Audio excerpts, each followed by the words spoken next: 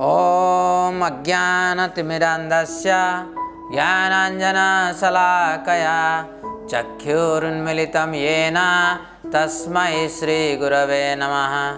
नमो विष्णुपदाय कृष्णप्रेष्ठाय भूतले श्रीमते भक्तिवेदान्त स्वामिनिति नामिने। नमस्ते सरस्वती देवे गौरवाणी प्रचारिणे निर्विशेष शून्यवादी पाश्चात्य देशतारिणे। हरे कृष्णा, आप सबका स्वागत है भगवद गीता ऑनलाइन कोर्स में। आज हम चर्चा करेंगे चेतन जगत के बारे में। भगवान दिव्य हैं, दिव्य होने के नाते उनकी 5 स्पेशल कैरेक्टरिस्टिक्स के बारे में हम लोगों ने चर्चा किया था पिछले वीडियो में। पहला था उनकी दिव्य नाम, दिव्य रूप, दिव्य गुण, दिव्य लीलाएं और दिव्य धाम। ये दिव्य क्या होता है? लोग ऐसे पूछ सकते हैं, मैं दिव्य दिव्य क्यों कर रहा हूं, ये दिव्य क्यों कह रहा हूं, दिव्य का अर्थ क्या है? एक तो है दिव्य की अर्थ है जो भौतिक समय और जड़ इससे परे है। जड़ तो आप समझते हो, जड़ क्या होता है? जिसमें चेतन नहीं होता है। जड़ और भौतिक समय, भौतिक समय क्या होता है?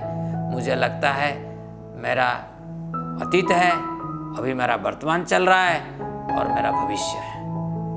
ये जो भावनाएं हों समय के अनुसार, इसको कहते हैं भौतिक समय। और ये भौतिक समय और जड़ प्रकृति, ये दोनों की परे जो होता है, ये है चेतन। तो आज हम चर्चा करेंगे भगवान की दिव्यता को कैसे हम समझ सकते हैं। तो इसीलिए चेतन जगत, साधारणतः ऐसी मान्यता है कि भगवान महानतम एवं सर्वव्यापी तो है, परंतु उनका कोई स्थायी निवास स्थान नहीं है। ऐसा सत्य नहीं है। भगवान श्री कृष्ण का अपना निवास स्थान है। वे सदैव अपने दिव्य लोक गोलोक वृंदावन में रहते हैं, जो कि आध्यात्मिक जगत का उच्चतम लोक है। तो भगवान हर समय अपना दिव्य आकाश में रहते हैं। ये भगवान के जो दिव्य आकाश है, जिसको हम चेतन जगत बोलते हैं, चिदाकाश भी बोलते हैं शास्त्र के अनुसार, ये जो आकाश है, इधर सब कुछ चेतनमय है। कोई भी किसी तरह का अज्ञानता इस प्लेन में होता नहीं है। जैसे कि मैं आपको कहूं, आप पहला बार जाके जापान की टोक्यो शहर में पहुंच गए। आपको ना भाषा ज्ञान पता है, जापानीज पता नहीं आपको पता नहीं इस शहर की ज्योग्राफी क्या है, तो आप करेंगे क्या? आप भटकेंगे। क्यों? क्योंकि उधर की महलें, उधर की राजपथ, उधर की हर तरह की स्थानीय भूगोल जनित जितने सारे लैंडमार्क्स हैं, आपसे बात नहीं कर सकते क्योंकि वो जड़ हैं। आप पूछना चाहेंगे कि मुझे बता दो, मैं इस स्थान पर जाना चाहता हूं, कोई आपको बताने के लिए तैयार नहीं होगा क्योंकि ये सब जड़ है। परंतु गोलोक वृंदावन में ऐसा नहीं है। आप गोलोक वृंदावन की बालू का राशि के साथ भी वार्तालाप कर सकते हैं। आप ये जो दुनिया है, इस दुनिया में किसी तरह की अज्ञानता होता नहीं है। आप कहां पे हो, आपको स्वयं में समझ में आ जाएगा। मैं अभी IIT कानपुर में मेरा अपना क्वार्टर में बैठा हूं। ये ज्ञान मुझे कैसे प्राप्त हुआ? ये ज्ञान इसलिए प्राप्त हुआ कि ये नहीं कि मेरा क्वार्टर मुझे बता रहा है कि मैं इस तरह हूँ, और ये जो मेरा क्वार्टर के सामने जो रास्ता जा रहा है वो रास्ता मुझे बता रहा है कि मैं कहाँ हूँ। ऐसे नहीं है। मुझे स्वयं इस सारे IIT कानपुर कैंपस की भूगोल को समझना पड़ा, उसके बाद मुझे समझ में आया कि मैं कहाँ पे हूँ। परंतु इस तरह का अज्ञानता हमारी चित जगत में नहीं होता है। चिदाकाश में हर वस्तु स्वयं प्रकाशित होता है, हर वस्तु को समझ में आता है इसकी लोकेशन कहाँ पे है, ये कहाँ पर है, इसकी रिश्ता और बाकी वस्तुओं के साथ किस तरह का है। और सबसे महत्वपूर्ण विषय वस्तु है, हर वस्तु की रिश्ता, अनोखा रिश्ता भगवान कृष्ण के साथ होता है। ब्रह्म संहिता में ब्रह्मा जी कह रहे हैं, आनंद चिन्मय रस प्रतिभाविताभि ताभिरेव निज रूपतया कलाभि गोलोक एव निवसति अखिलात्मभूतो गोविंदमादि पुरुषम तमहम भजामि।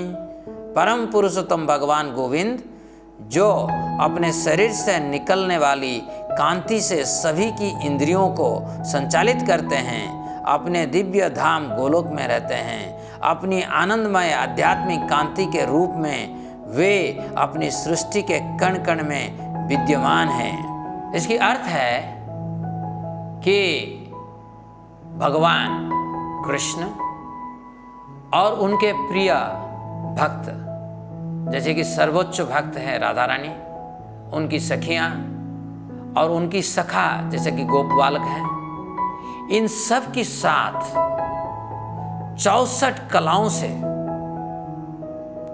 5 तरह की रस की आदान प्रदान करते हैं।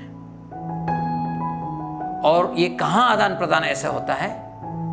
गोलोक वृंदावन में। यानी कि भगवान गोलोक वृंदावन में स्थित होकर अपने बड़े बड़े भक्तों के साथ 64 कलाओं के जरिए रस की आदान प्रदान कर रहे हैं। यानी कि ये नहीं कि भगवान कुछ कार्यशील नहीं है, बस चुपचाप लेटे रहते हैं कहीं जगह पर, उनकी कोई इच्छा है ना उनकी कोई अभिलाषा है, नहीं, ये सोच गलत है। और भगवद गीता में स्वयं कृष्ण कहते हैं, भगवान श्री कृष्ण का यह धाम दिव्य है और इसका वर्णन भगवद गीता में इस प्रकार से किया गया है, न तद्भासयते सूर्यो न शशांको न पावकः यद्गत्वा न निवर्तन्ते तद्धाम परमं मम। वो मेरा परम धाम ना तो सूर्य या चंद्र के द्वारा प्रकाशित होता है और ना ही अग्नि या बिजली से। जो लोग वहाँ पहुँच जाते हैं वे इस भौतिक जगत में फिर से लौटकर नहीं आते। भगवद गीता 15वें अध्याय 6 श्लोक है, श्लोक संख्या 6। और कितनी सुंदर बात इधर कही गई है कि ये जो सूचना हमें मिला, ये जो संदेश हमें मिला, क्या कह रहा है ना, भगवान की जो ये जगत दिव्य कैसे है कि ये जड़ जगत से अलग है। इस जगत में हम सब अंधा जैसे रहेंगे, हमारा आँख होते हुए भी अंधा जैसे रहेंगे। क्यों? क्योंकि सूर्य की रोशनी जब तक नहीं होगा, बिजली की रोशनी नहीं होगा, चांद की रोशनी नहीं होगा, आँख का क्या वैल्यू है? कोई मूल्य नहीं है आँख का। आँख होते हुए भी हम अंधे हो जाएंगे। परंतु भगवान के दिव्य धाम में सब स्वयं प्रकाशित है। आध्यात्मिक जगत चिदाकाश का बना होता है और यह भौतिक जगत जड़ाकाश का। चिदाकाश का यह गुण है कि यह प्रकाशमान, ज्ञानमान तथा स्वयं प्रकाशित होता है। इसके विपरीत जड़ाकाश अंधकार वो अज्ञान से परिपूर्ण होता है। चिदाकाश शाश्वत है और भगवान की दिव्य कृपा से युक्त है। यह सदैव दिव्य आनंद से गुंजायमान रहता है। इसके विपरीत जड़ाकाश अस्थायित्व तथा अनेक कष्टों से युक्त है। तो एक प्लेन जो है, एक आकाश जो है, जहाँ पे दुख ही दुख है। यहाँ जन्म, मृत्यु, जरा, व्याधि, इस तरह की दुख सबको मिलता रहता है। और दूसरी जो प्लेन है वो दिव्य प्लेन है, दिव्य जगत है। उधर ना जरा है, ना मृत्यु है, ना जन्म है, ना व्याधि है, कुछ नहीं है। उधर सभी आनंद में निवास करते हैं, इधर सब दुखी रहते हैं। उधर सब ज्ञान में रहते हैं, इधर सब ज्ञानहीन, अज्ञानता में रहते हैं। और उधर सब शाश्वतमय हैं और इधर सब कुछ क्षणभंगुर है। क्योंकि आज इस दुनिया में जो दिखाई देता है दृश्यमान है, काल वो दृश्यमान नहीं रहता है। वास्तव में आध्यात्मिक जगत की प्रत्येक वस्तु चेतन है। वृक्ष, वायु, वेणु, गुंजमाला, मिट्टी, आकाश, प्रत्येक वस्तु भगवान के प्रति दिव्य भाव से युक्त है। सर्वोच्च सिद्धि की अवस्था है भगवान श्री कृष्ण का भक्त बनना। जब आप भगवान श्री कृष्ण के भक्त बन जाते हैं तो आप सभी प्रकार के भौतिक कलमश से मुक्त हो जाते हैं और आपका सारा अज्ञान नष्ट हो जाता है। तो इसीलिए हम कहते हैं बैक टू गॉड हेड। भगवान की दिव्य धाम को लौटना, ये हमारा मनुष्य जीवन की परम लक्ष्य है। क्यों है? क्योंकि उधर हमें अज्ञानता से फ्रीडम चाहिए, छुटकारा चाहिए, हमें दिव्यानंद प्राप्त होना चाहिए। ये सब सहज रूप से चिदाकाश में मिल जाता है। चिदाकाश में कोई भगवान को भूलता नहीं है, एक पल के लिए भी भूलता नहीं है। जैसे मैंने आप लोगों को पहले बोल चुका हूं कि हम भगवान से कितना पास है और कितना दूर है कैसे पता चलता है ना, कितना हम भगवान की सोच में निमग्न हैं। और दिव्याकाश में कोई भगवान को भूलता नहीं है एक पल के लिए भी। तो पाप उधर है ही नहीं। जैसे आप भगवान को भूल जाओ, पाप तुरंत आपको पकड़ लेता है। जड़ाकाश, आकाश की परिभाषा है वो तत्व जो किसी वस्तु को विशिष्ट पहचान प्रदान करता है। आकाश की वजह से ही हम किन्हीं दो वस्तुओं में भेद कर पाते हैं। यदि आकाश को हटा लिया जाए तो उसी क्षण हमारे सभी अनुभव समाप्त हो जाएंगे। हमारी इंद्रियां किसी भी वस्तु को अनुभव नहीं कर पाएंगी। वस्तुतः जब आकाश को हटा लिया जाता है तो प्रलय की प्रक्रिया शुरू हो जाती है। ये थोड़ा सा कष्ट होगा आप लोग को समझने में। अब देखिए, मेरा सामने एक वस्तु है और इधर भी देखिए ये और एक वस्तु है, इधर और एक वस्तु है। अगर आकाश नहीं होगा, आकाश चारों तरफ सर्वव्यापी है इधर, और इसका जो शेप आप देख रहे हो ना, ये स्पेसिफिक आकाश का शेप हुआ है। हमारा आकाश 5 तरह की होता है इस जड़ जगत में: भूमि, जल, अग्नि, वायु और आकाश। ये 5 तरह के आकाश होता है इधर। और ये जो आकाश सर्वव्यापी है, और ये आकाश को जैसे शेप दिया जाता है उसी तरह हमें एक अनुभव होता है, स्पेसिफिक अनुभव होता है। जैसे कि ये आकाश को अगर हम खींच लेंगे इधर से, इसकी स्थिति नहीं रहेगा। जैसे कि आप मुझे देख रहे हो, मैं आकाश से बना हूं, 5 तरह के आकाश से मैं बना हुआ हूं। जब मैं आकाश को खींच लूंगा, है ना, तो ये जितने सारे आपका अनुभूति है वो एक पॉइंट में चला जाएगा। आप कह नहीं सकते हैं ये एक वस्तु है, ये एक वस्तु है। ये सब कुछ एक बिंदु में चला जाएगा जब आकाश को आप विड्रॉ कर लेते हैं। ये है जड़ाकाश। वास्तव में यह आकाश भगवान की माया शक्ति का एक रूप है। जड़ाकाश के कुछ गुण इस प्रकार हैं। जड़ाकाश का आत्मा से कोई संबंध नहीं है, हालांकि यह भगवान श्री कृष्ण के अंदर स्थित रहती है। यह भगवान की माया शक्ति के द्वारा संभव है।